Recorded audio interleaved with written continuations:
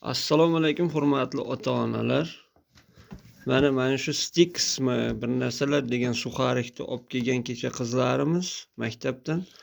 Mana ichidan chiqqan qurtni qaranglar. Kimga ko'rinyapti? Mana shaklga kirishini qarang, shaklga kirishini. Mana.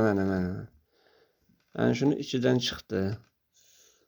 Sizlardan iltimos, hurmatli ustozlar, iloji bo'lsa tanaffus paytida bufetlarga chiqib olmasin shu narsalarni. Mana qarang, qurtni qarang. Bu bolani ichiga kiradigan bo'lsa, bu nima bo'ladi bu? Mana men hozir uyda ko'rib qoldim shu narsani, to'kib ko'rdim, ichidan mana shu qurt chiqdi. Mana shaklga kirishiga qarang buni, mana. Bu bolani ichiga kirsa nima bo'ladi kelajakda? Bu bolalarimiz keyin gijjaga to'ladi-ku ichi. Ota-onalar, sizlar ham xushyor bo'lsizlar, pul bermaysizlar qo'llariga. Bunaqa mahsulot olmasin.